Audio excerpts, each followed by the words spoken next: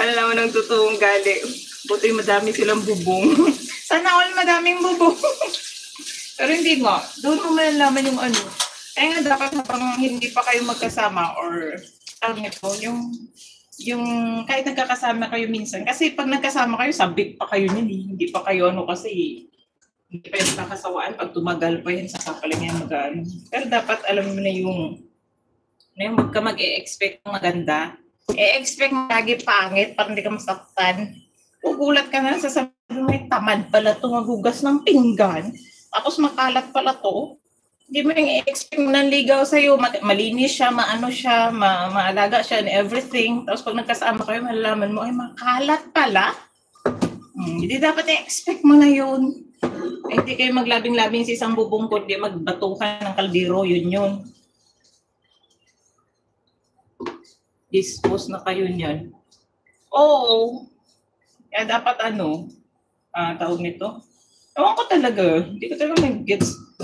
Sabi nga ni Aga Mula, yung secret daw ng relationship kadalasan, maliban sa communication yung paniligaw mo sa babae, hindi mo dapat mawala yun. Huwag mong babaguhin porket lang naging asawa mo or nagtagal na kayo. Dapat pinapakita mo pa rin daw yun. Ganon. Kaya ikaw na pusa ka. Si pusa na nakita kasi nag-iisa kang lalaki dyan. Inaaway. Huwag ka masyadong siluso mula sa lugar. At ikaw namang siyok ka.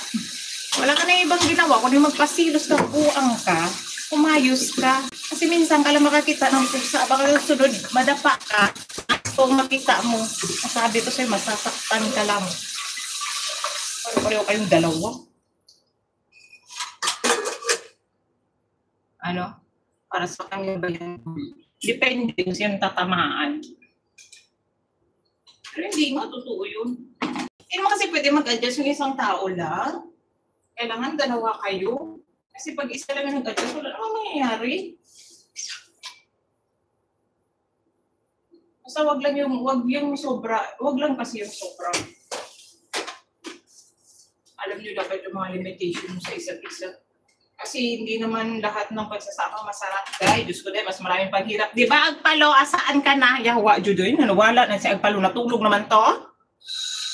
Saan si Agpalo? Lisit, sinabihan kong makinig siya. Na back to you ako bigla.